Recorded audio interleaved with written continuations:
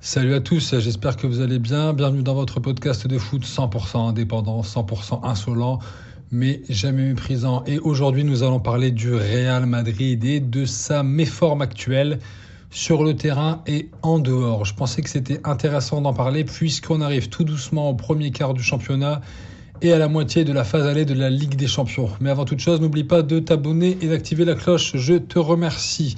Alors l'équipe de Xabi Alonso traverse un petit coup de mou sur plusieurs axes.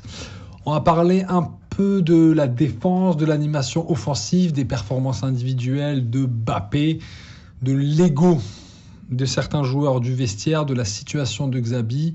Est-ce qu'il a perdu de son influence ? Et on va principalement se baser sur les articles qu'il y a eu dernièrement sur la presse espagnole et sur les 4 derniers matchs, à savoir Valence, le Barça, Vallecano et Liverpool en Ligue des Champions. Donc en gros, les 4-5 derniers matchs que j'ai regardés avec la plus grande attention pour parler un peu de ce petit coup de mou que subit le Real Madrid en ce moment. C'est parti les amis, let's go! Est-ce qu'on est en train de retrouver le jeu du Bayer Leverkusen d'il y a 2 ans au Real Madrid actuellement? Est-ce que le message est en train de bien passer? On sent qu'il y a des éléments qui sont pas encore complètement intégrés dans le jeu du Real. On peut dire que Xabi Alonso, il subit un peu, je vais pas dire une crise comme ils disent dans la presse espagnole, parce qu'on sait que ça s'enflamme et tout ça, mais une petite crise de croissance. En fait, il fait des réglages avec la fatigue actuelle des joueurs et aussi il a beaucoup de blessés. Xabi Alonso, faut pas l'oublier. Le Real presse plutôt, mais il subit un peu parfois sur les côtés le pressing. Est-ce qu'on voit les joueurs qui alternent de position comme on le voyait à Leverkusen avec du dépassement de fonction? Pas vraiment. Est-ce que les attaques sont équilibrées? Pas vraiment. Est-ce qu'il y a le Xabi Time? Beaucoup de buts à la 85e minute dans les arrêts de jeu? Pas toujours. Donc, on voit que c'est pas encore totalement ce qu'il peut faire. On va voir aussi que c'est plus compliqué à le faire au Real Madrid qu'à Leverkusen, où il était le seul maître à bord, où il avait un effectif plus jeune et avec moins d'ego. Il y a aussi des choix qui posent des questions en interne, ça certains en parlent. Gonzalo qui a fait des choses intéressantes en début de saison, qui a montré de belles choses dans le jeu. Hendrik qui veut jouer, qui joue pas. Je pense que la trêve va faire du bien. La chose qui m'a marqué avec le Real, notamment les 2 derniers matchs contre Liverpool et Vallecano, je me suis embêté. Ce Real était chiant à mourir, il faut bien le reconnaître. Dans la créativité, dans le spectacle, dans l'animation offensive, à part Vinicius, encore que des fois, on va en parler après, c'est assez stéréotypé, c'est assez limité, si on compare au Leverkusen de Xabi. Donc je pense qu'il va y avoir des mouvements au mercato et qu'il y a des joueurs qui doivent revenir de blessures. Je trouvais que le Real s'était fait manger par Liverpool dans l'intensité, dans les duels, sur les côtés, dans le jeu aérien. Le Real a clairement des lacunes dans le jeu aérien, sur coup de pied arrêté, sur corner. Contre Liverpool, il y a eu trop de centres qui ont abouti. Contre le Rayo Vallecano aussi, ils ont eu du mal. Rayo Vallecano, qui est une bonne équipe d'Espagne d'ailleurs, quand même, je tiens à dire. Des bons petits joueurs, je pense à Mendy, le défenseur. Au milieu de terrain, Unai Lopez et Palason, qui sont vraiment des bons joueurs. Donc le Real a été en danger. Je trouve que la défense centrale, elle est quand même assez jeune, assez inexpérimentée. Le Hollandais, je ne sais pas bien prononcer son nom. Sen, je crois. Je ne suis pas sûr. Vous voyez de qui je veux parler. On sent que c'est un bon joueur qui a de la qualité, qui a une belle relance, qui est élégant. On sent que des fois, il veut mettre de l'intensité, mais encore une fois, c'est un très jeune joueur. Son complice de défense centrale, Asensio, c'est pareil. C'est des joueurs qui ont 21, 22 ans. C'est encore un peu compliqué sur certains matchs pour le très haut niveau. Il faut être réaliste. Et je pense que dans le leadership et aussi, ce que je disais dans l'intro pour l'équilibre du vestiaire, il va falloir que tes leaders reviennent, il va falloir que Rudiger revienne derrière pour amener de l'expérience sur le terrain et dans le vestiaire. Alors, on voit que le Real, dans les gros matchs, c'est un peu compliqué derrière. Aussi, on a Carrera à gauche. Ça a été compliqué pour lui. Valverde, c'est pas son poste, il dépanne.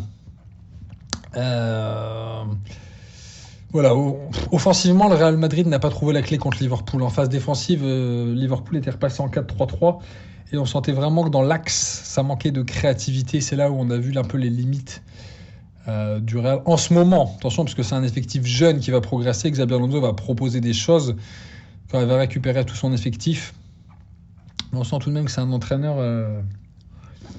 qui est un peu fragilisé, j'ai envie de dire. Hein. Bon, il y a les joueurs qui veulent partir, on le sait. Rodrigo, il y avait une fenêtre de sortie, une porte de sortie pour lui en Angleterre. C'est pas fait à cause de son père. Alors apparemment, de ce que j'ai lu un peu de loin dans la presse espagnole, le père de Rodrigo, ça a l'air d'être un phénomène. Ça a l'air d'être très très compliqué pour négocier avec lui. Il veut tout maîtriser, donc il y a aussi les entourages des joueurs qui leur montent à la tête. Un peu pareil pour Vinicius, qui est sorti lors du Classico. On sait que ces joueurs-là ont des très très gros égos. Ils voulaient le ballon d'or.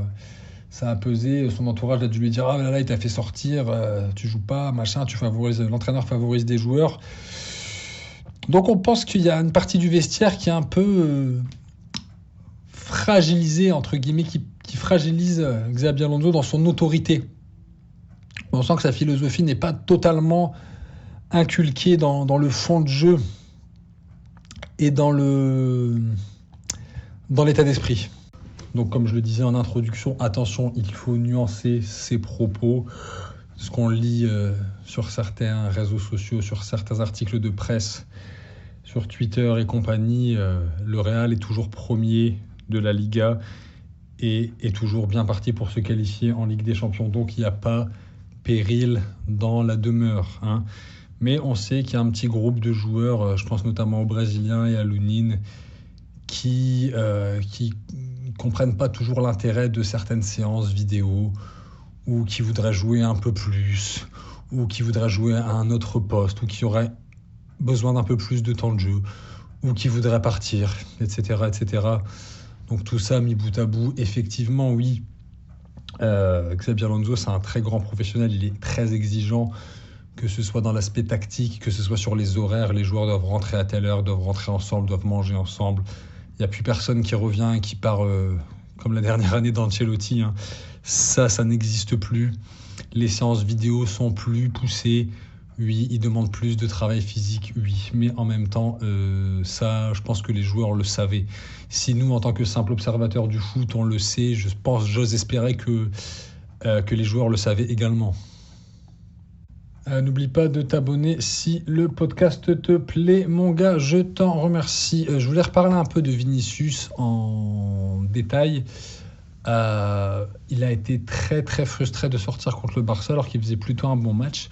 Mais par intermittence, par séquence, j'ai l'impression de revoir le Vinicius d'il y a 2-3 ans, des débuts, là, où il était énervant, où il driblait et il faisait finalement jamais la bonne passe, il faisait pas toujours le bon choix. Ça, c'est assez pénible. Ce qui m'amène à parler de son complice d'attaque, Kylian Mbappé. Mbappé qui fait les efforts, qui travaille bien avec Alonso, il n'y a pas de problème. Mais Mbappé tout seul en pointe devant, il fait toujours des appels en profondeur, un peu toujours les mêmes appels stéréotypés. Je trouve que, ou des fois il repart côté gauche, comme on va voir sur un schéma, il y a un peu embouteillage avec Vinicius, voire même parfois Bellingham, qui doit être vraiment ton leader axial pour moi, Bellingham. Hein. On se retrouve avec trop de joueurs côté gauche et on sait que Mbappé il a une bonne frappe, on sait qu'il va éliminer machin, on sait qu'il peut dribbler. Bon, il a encore des lacunes, des fois il fait pas toujours il pourrait varier un peu plus ses appels, essayer de jouer en remise, ça il le fait pas. Hein.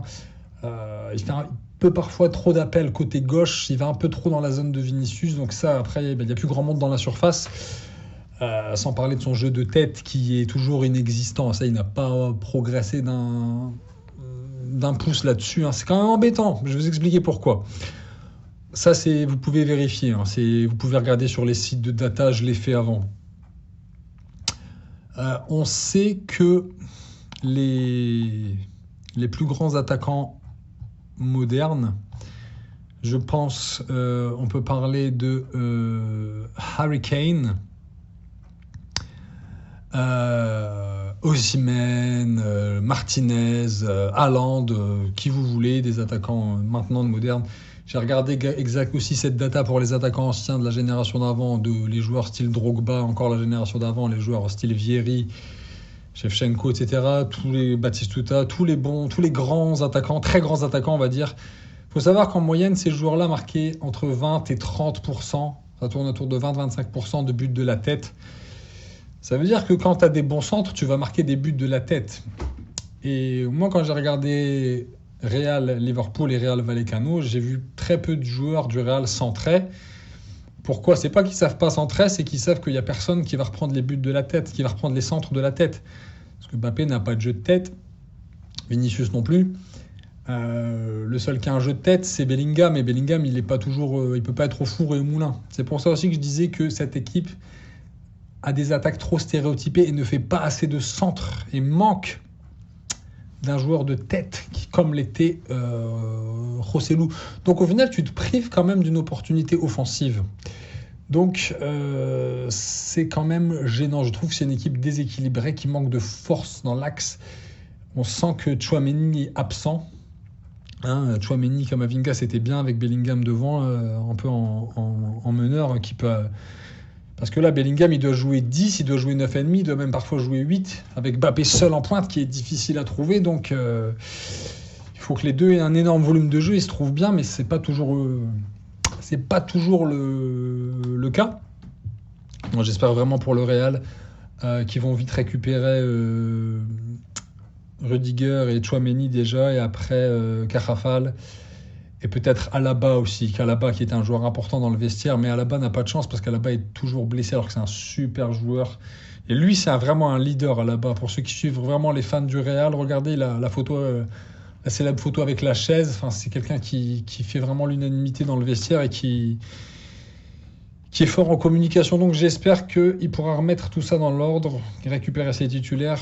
Ça fera du bien à l'équipe dans 2 semaines, qui pourra proposer des choses un peu plus intéressantes.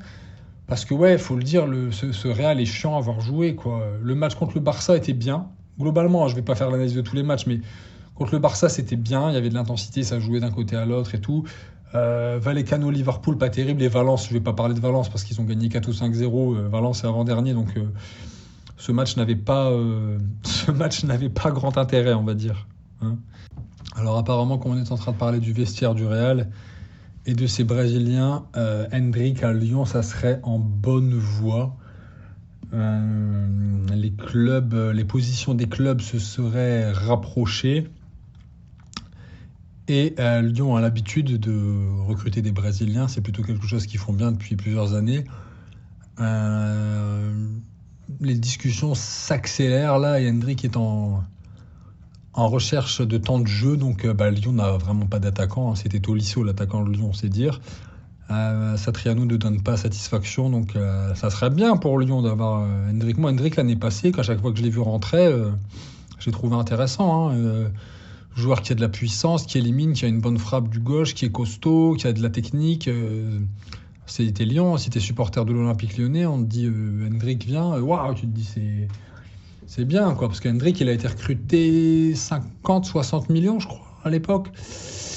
Donc, ça serait une bonne chose pour les Lyonnais. Les Lyonnais, dites-moi ce que vous en pensez dans les commentaires. N'oublie pas de t'abonner, mon gars. Merci.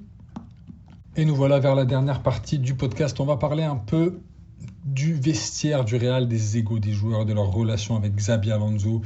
Et on peut se demander si une partie du vestiaire n'est pas fracturé. Est-ce que Xabi a perdu la confiance de ses joueurs ? Est-ce que les joueurs l'ont lâché ? Non, je ne pense pas. Là, c'est abusé. Encore une fois, c'est les journaux espagnols. Je vais essayer de mettre des photos. C'est abusé. Par contre, on sait que Carlo Ancelotti était un entraîneur très pédagogue, que sa dernière saison, c'était un peu à la cool, peut-être trop à la cool. Donc la transition avec Xabi Alonso, qui est plus dure, qui est plus stricte sur la vie des joueurs sur le terrain et en dehors, cette transition d'un extrême à l'autre peut être difficile, surtout pour des jeunes joueurs. On sait qu'avec Xabi Alonso, tu rentres à telle heure, on te dit d'aller faire de la muscu, t'as pas envie, tu vas quand même faire ta muscu, vous rentrez tous ensemble, vous mangez tous ensemble. On sait qu'il y a aussi des problèmes dans la rotation. Bon, il y a les entourages des joueurs qui se montent un peu la tête les uns contre les autres. Voilà. N'oubliez pas que ça, c'est malheureusement, mais dans le football, il y a de plus en plus d'intermédiaires dès qu'il y a du pognon. Il y a des grands clubs. Les joueurs, c'est des PME maintenant. Ils vivent avec leur cours. C'est un peu comme Neymar à l'époque, c'est le roi et sa cour. Hein. Les joueurs, ils ont 10 mecs qui les suivent partout, qui payent pour leur dire qu'ils sont beaux. Hein. Enfin, je caricature, mais c'est pas tant que ça au final, quoi. Donc Perez a dit qu'il donnait toute sa confiance à Xabi Alonso hier. Donc je pense pas que Xabi Alonso va. Je pense que voilà, je pense qu'il va finir au moins la saison, c'est certain pour moi, quoi. Je pense. Alors, encore une fois, comme j'ai dit dans la première partie, il n'y a pas le feu. Il n'y a pas le feu. Hein. Tu es toujours premier de Liga, tu es toujours qualifié en Ligue des Champions. On peut s'inquiéter quand même un peu pour l'animation offensive, puisque pas de but contre Liverpool, pas de but contre le Vallecano, 2 matchs consécutifs en restant muet. Ça, c'est ça qui me gêne un peu, quoi. Voilà, je pense que Xabi veut une équipe qui tourne bien. Il va encore demander des joueurs. Je pense que devant, peut-être, il va avoir, je sais pas, peut-être un renfort devant ou au milieu. Je sais pas. Mais moi, je pense que le problème, quand je parlais d'ego, je pense qu'il y a trop de stars. Vinicius, Rodrigo, Mbappé. Je pense que tu vas devoir en sacrifier un, tu vas devoir en vendre un, entre guillemets, pour assainir le vestiaire et faire rentrer un peu d'argent. Et peut-être recruter 2 joueurs, peut-être moins bling-bling, mais plus des joueurs avec pas des chefs, mais peut-être plus des soldats, des lieutenants. Ok. Moi, c'est ce que je ferais. Encore une fois, je suis pas entraîneur, je suis pas recruteur. Hein. Je suis juste un passionné de foot comme vous, les gars. Donc, voilà, dites-moi ce que vous en pensez sur le mercato. Est-ce que vous voyez un joueur arriver au mercato, un défenseur, peut-être un latéral, un attaquant de soutien, polyvalent, je sais pas. Là, j'ai pas vraiment d'idée. En tout cas, je pense que Xabi aimerait vraiment que Tchouaméni et Rudiger reviennent parce que c'est des joueurs à qui il a donné vraiment confiance et qu'ils apprécient Alonso comme entraîneur. Attention, c'est très carré Alonso, hein, ça rigole pas. C'est un gros changement pour l'effectif, je pense. Et je pense qu'il refaut du leadership à cette équipe, que ce soit sur le terrain et en dehors. Ouais, comme je disais avant, il faut qu'un Carvajal revienne, Rudiger revienne, Alaba, même sans jouer des masses, mais au moins pour amener quelque chose, transmettre aussi, servir de relais un peu à l'entraîneur. C'est une transition quand même un peu compliquée en ce moment pour le Real, mais c'est pas la fin du monde. Hein. Ils sont pas en crise non plus. Hein. C'est pas non plus. On sait que dans les gros clubs, voilà, ça se savonne un peu la planche entre recruteurs, entre dirigeants, on sait que tout le monde veut un peu piquer la place de l'autre. Donc je pense que le Real, pour moi, doit récupérer ses blessés, se rééquilibrer, s'assainir un peu au niveau des égos que Xabi Alonso doit se gérer. Et dites-moi dans les commentaires quel serait votre mercato idéal. Voilà, je vous remercie d'avoir écouté ce podcast. On se retrouve bientôt, les amis, pour de nouveaux podcasts de foot. Salut à tous, bye!